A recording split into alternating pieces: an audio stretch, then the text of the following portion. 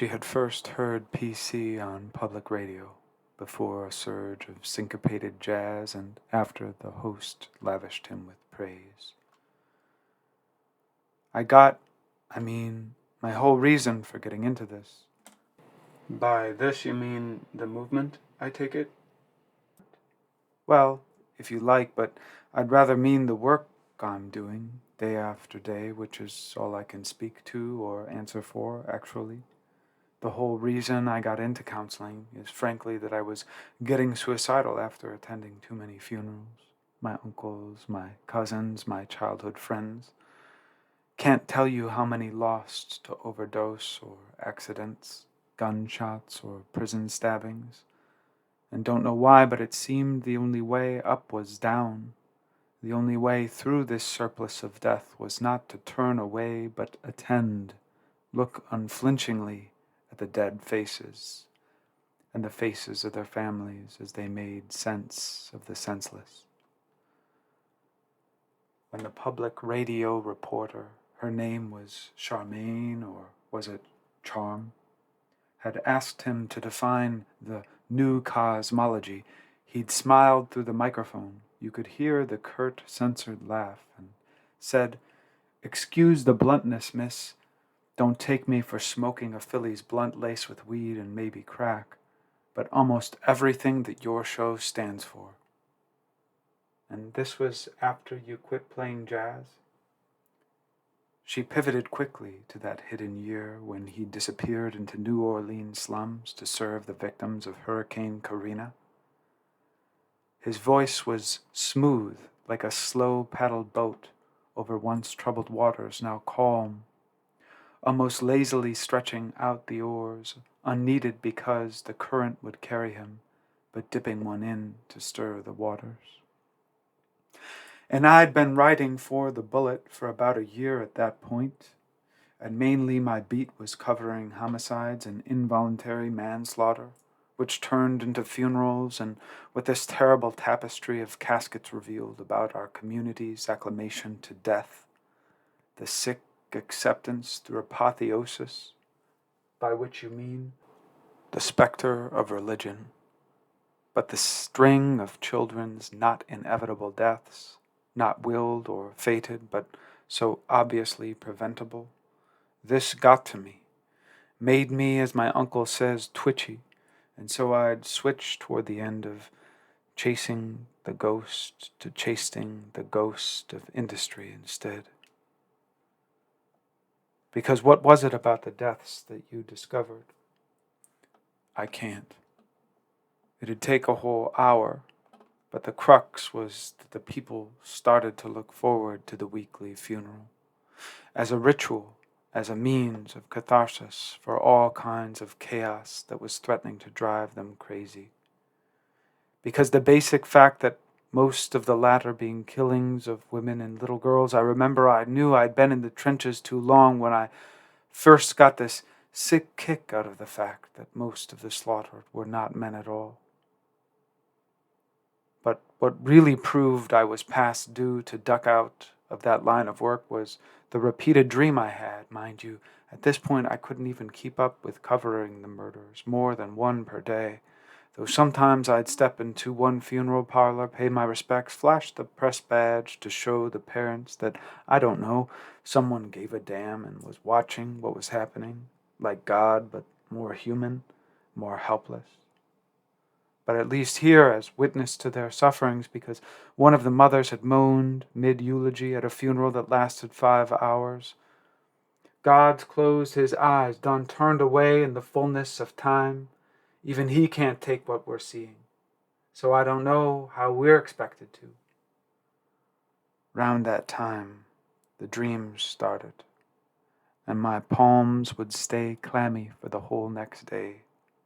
Check, no fever, check again, no fever, chew on an aspirin, no difference, like some deep dread could find no other way out and was demanding a fair trial in my dreams and in my bloodstream because, fair enough, I was ignoring the heart and the cost of the killings, because after the first dozen it was either harden or panic, pull over to the side of the road when you know you're supposed to be on the beat. I mean the heat of Chicago's summers. Sans air conditioner in a car whose radiator you gotta water every morning if you want to keep it moving. Too many times I was sidelined there, sitting in the idling car with a face numb, forcing myself to breathe, feeling, how else can I put it, funerary.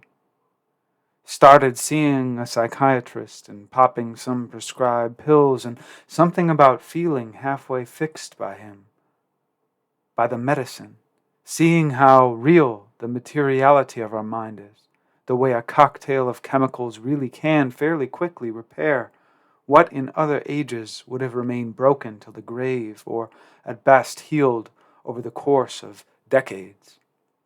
Well, that amazed me, lit under my lazy ass like the blue flames under Mama's tea kettle, got me starting the night school masters in counseling.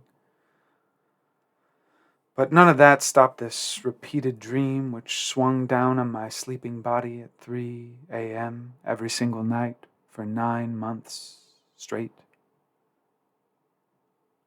I walk into the back of the church, see my Uncle Cedric muttering something I can't make out, but he's muttering it matter of fact, and his eyes keep lifting up to me to answer a question he keeps posing until he drops his head and stops, looking to me, bent over a closed casket, and whatever he's mumbling is picked up by the women, all women who are gathered closest to the podium and the closed casket.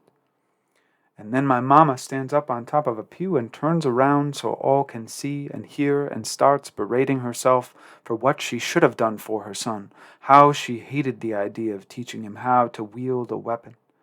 But she would have done better had she bit the bullet. And half the congregation says, Amen, and the other half says, Get behind me, Satan. But she's shaking her head and her body's convulsing, closing in on itself like a crocus, her blouse not black even, but purple, like a flower.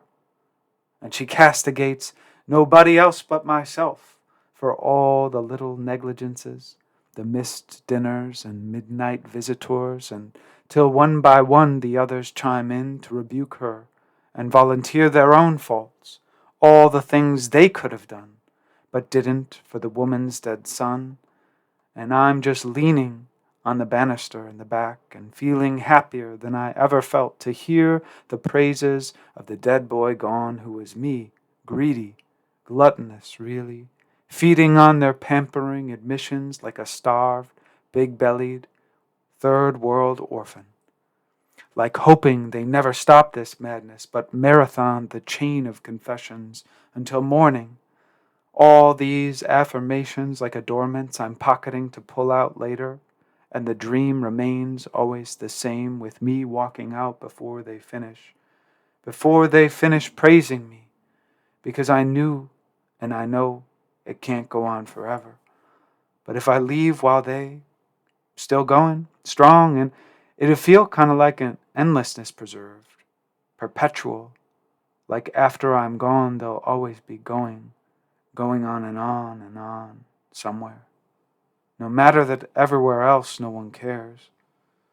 There's a circle of people concentrated on someone who could die and not be noticed by the millions whose gazes are understandably elsewhere. And so I woke up every morning, hocked up on happiness. I mean, ridiculously giddy. And not because in the dream I was dead, but now, lo and behold, life. No, not that. Not so fast, because I was siphoning the benefits of my own effing funeral without having to pass away.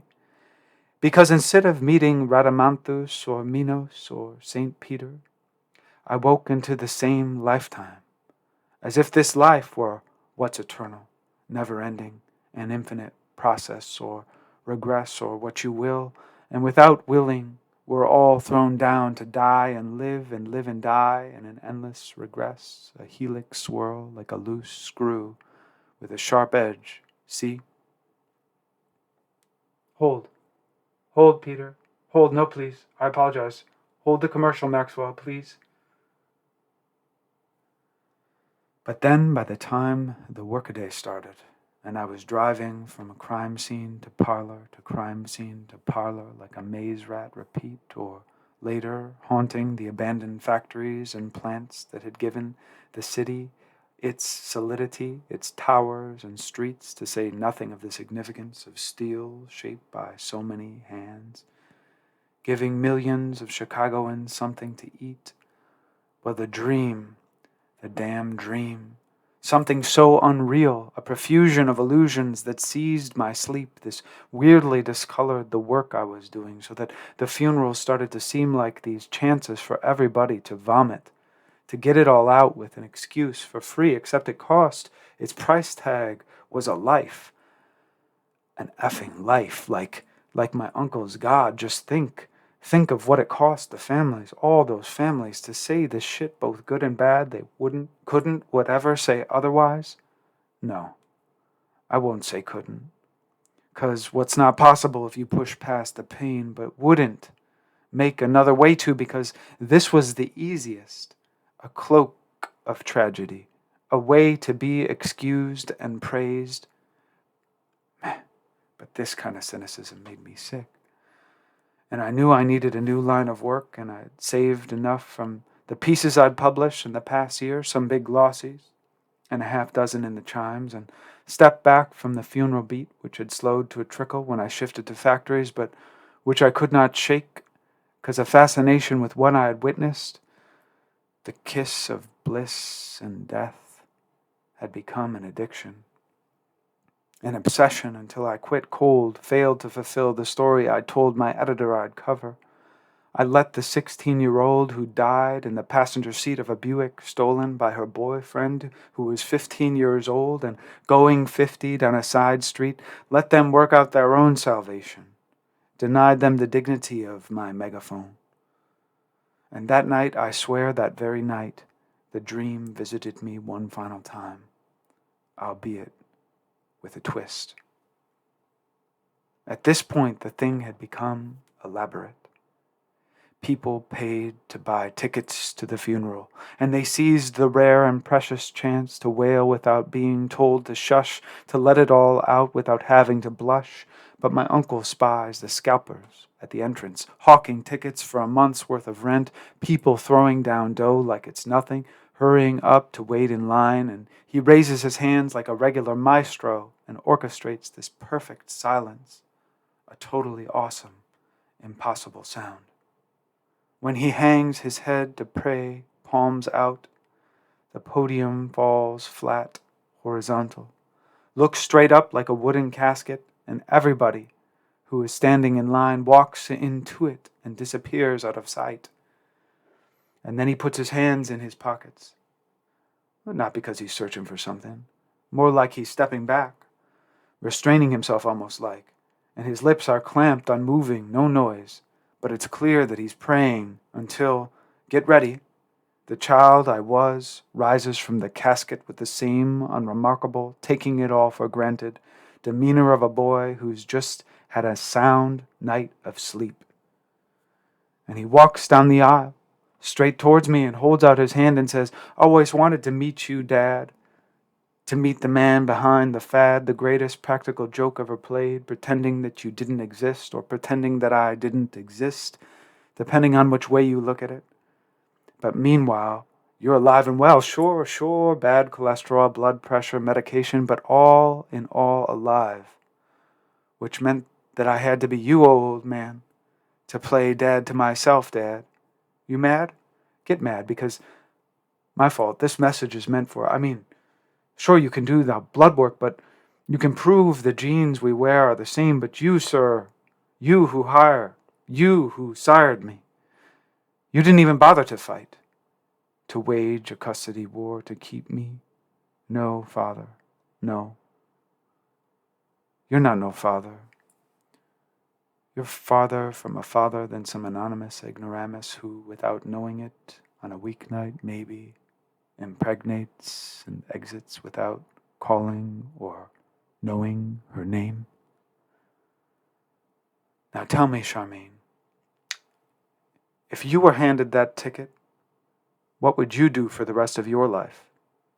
For me, it was a lifetime passed through the thickets of consciousness, not an eschewing of the things I've been fighting for, but a new thesis that material things like wages and whatnot was not the sole trouble, not the core cause that was killing too quick for comfort my people.